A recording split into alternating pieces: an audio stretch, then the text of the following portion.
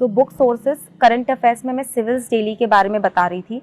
बहुत ही rich quality का content आपको मिलता है। अच्छी बात यह है कि अगर आप ऐसे कोई भी टॉपिक है, सपोज इंडो अफगान, उसमें आपको साल भर की जितनी न्यूज़ है वो एक के बाद एक इम्पॉर्टेंट न्यूज़ आपको मिल जाएगी।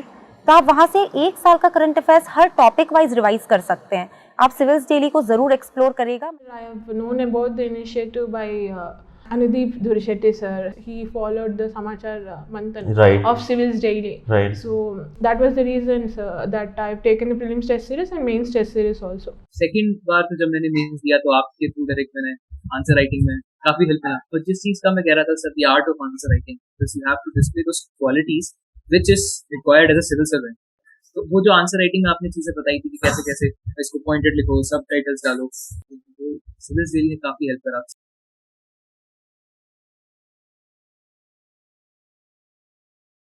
My greetings to all the aspirants of Engineering Services Examination. My name is Karthikeya Kaushik and I have secured All India Rank 1 from Civil Engineering Discipline in Engineering Services 2021. I am here to share what mistakes I did in my first attempt and thereafter how I improved from there and rectified those mistakes in my second attempt and secured All India first rank. So देखिए, अगर मैं first attempt की बात करूं तो उसके अंदर कुछ लूप होल्स थे। 12 अप्रैल 2021 को जब रिज़ल्ट डिक्लेयर हुआ था ESE 2020 का, तो आई वॉज़ नॉट रिकमेंडेड, बट वहाँ पे एक तरीके से वो बहुत बड़ा सेटबैक था मेरे लिए। बट उस सेटबैक से मैं डिसहार्टन नहीं हुआ, डीमोटिवेट नहीं हुआ। इंस्टेड मैंने ये देखा कि मेरी मिस्टेक्स कहाँ पे थी।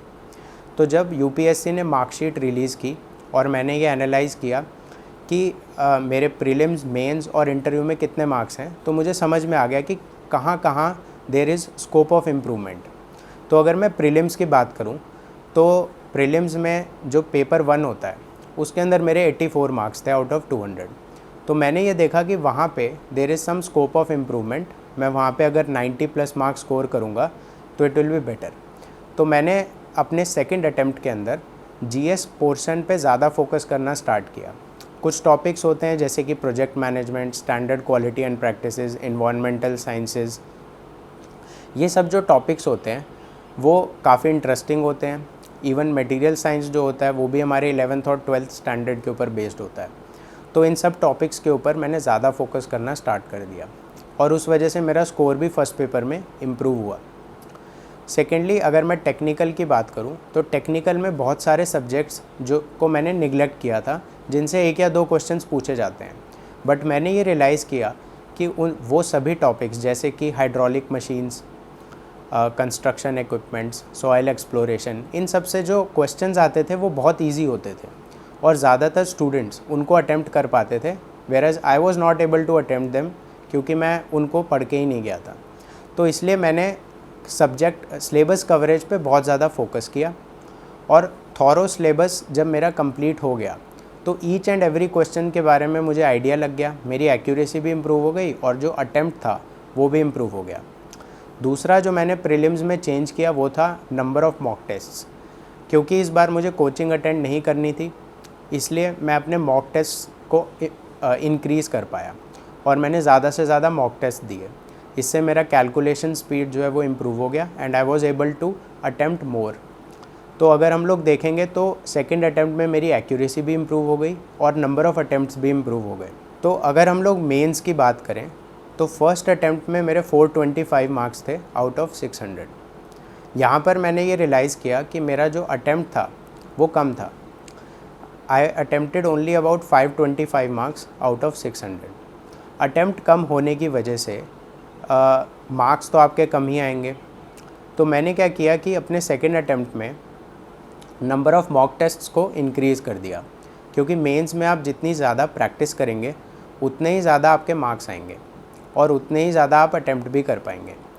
तो एक तो मैंने कैलकुलेटर के यूज़ पे बहुत ज़्यादा फोकस किया। मैंने कैलकुलेटर के ईच एंड एवरी फंक्शन को बहुत अच्छे से स्टडी किया और देखा कि कैसे मैं उसको प्रॉब्लम सॉल्विंग में यूज़ कर सकता हूँ। सेकेंडली, मॉक टेस्ट को जब मैंने इंक्रीज़ कर दिया तो मेरी स्पीड भी इम्प्रूव हो गई और स्पीड इम्प्रूव होने की वजह से I was able to attempt 280+ in each and every mock test. तो एक दूसरा जो एडवांटेज मुझे मिला वो ये मिला। एंड थर्डली, प्रैक्टिस आप जितनी ज़्यादा करते हैं आपका जो मिस्टेक्स करने की टेंडेंसी होती है वो भी डिक्रीज़ हो जाती है, तो मेरी एक्यूरेसी भी इम्प्रूव हो गई। अगर मैं अपने सेकेंड अटैम्प्ट की बात करूं तो again I attempted only 530 marks out of 600 because the paper was a bit lengthy, लेकिन मेरी एक्यूरेसी इंप्रूव होने की वजह से I was able to score 468 out of 600। तो ये जो इंक्रीज़ हुआ फ्रॉम 425 टू 468 मार्क्स वो इसी वजह से हो पाया because I increased my practice, I increased the previous year questions. तो ये सब इंक्रीज़ करने की वजह से मुझे फ़ायदा मिला।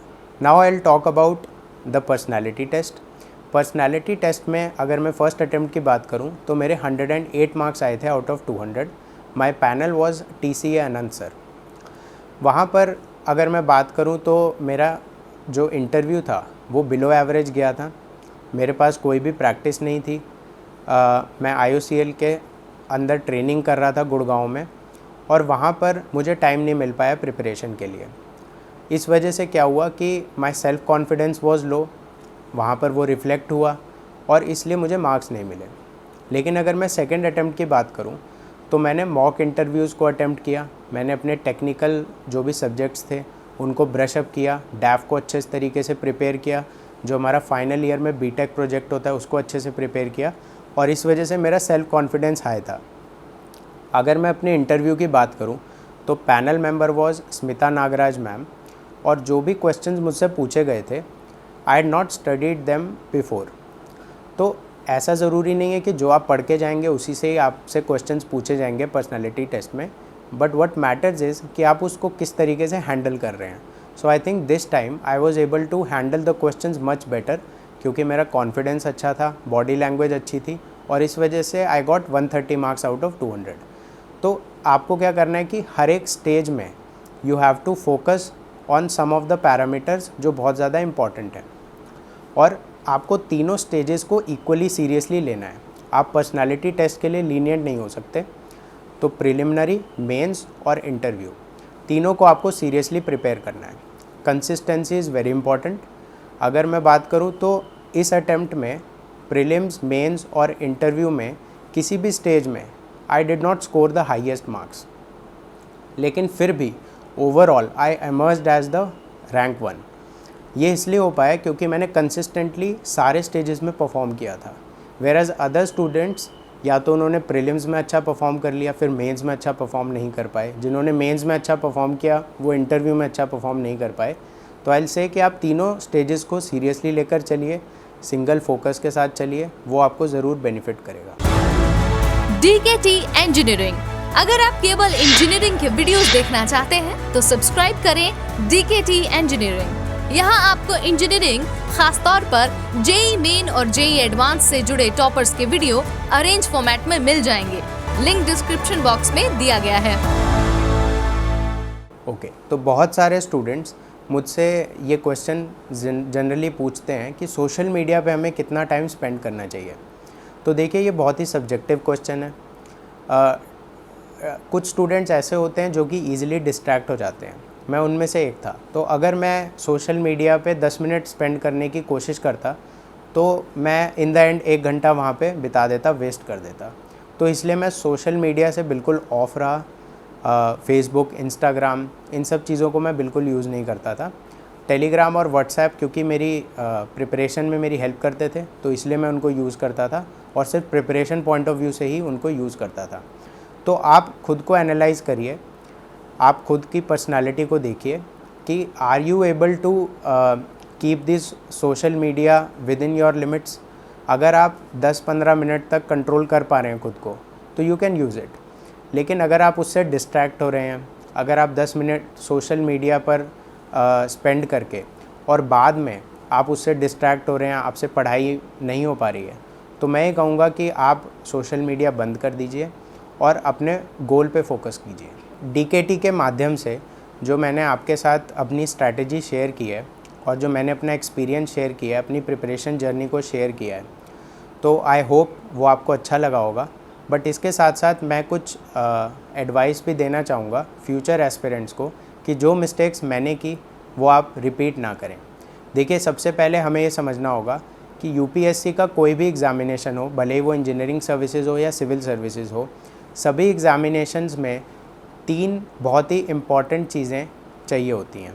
सबसे पहला है पेशेंस, फिर परसिवरेंस और हार्ड वर्क। अगर आप ये 3 चीज़ें करने को रेडी हैं तो आप इस जर्नी में डेफिनेटली सक्सेसफुल हो सकते हैं। बस आपको पेशेंस रखना होगा। अगर फर्स्ट अटैम्प्ट में नहीं तो सेकंड अटैम्प्ट में नहीं तो थर्ड अटैम्प्ट में आपका क्लियर हो जाएगा, but you have to keep patience.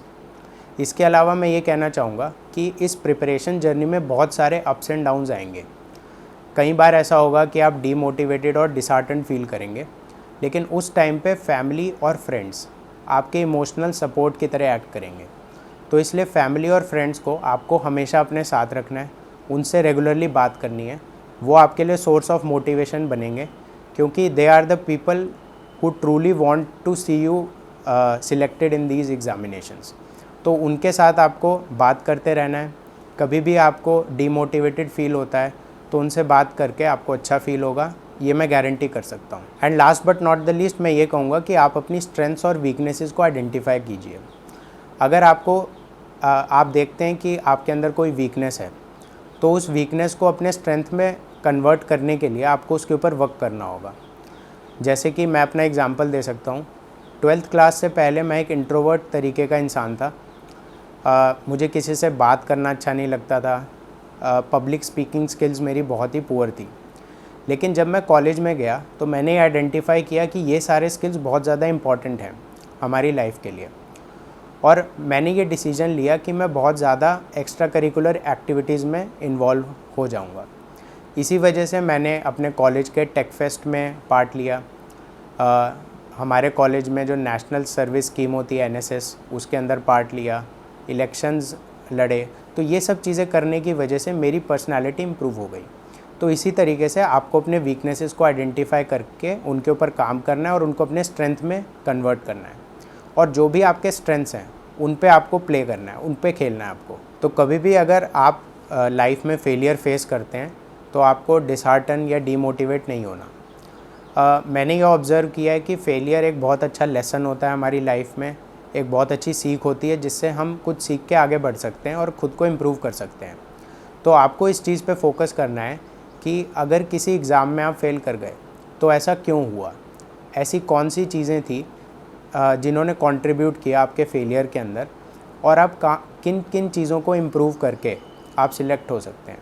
तो अगर आप ये कांस्टेंट इम्प्रूवमेंट वाली स्ट्रैटेजी अडॉप्ट करेंगे तो आपके लिए बहुत अच्छा रहेगा, और पेशेंस के साथ आपको हार्ड वर्क करते रहना है। So I like to finish this video with a quote which has been given by Edwin Markham. He said that for all your days be prepared and meet them ever alike. When you are the anvil bear and when you are the hammer strike. So keep this in your mind and prepare hard, prepare well. My best wishes are with you. Thank you.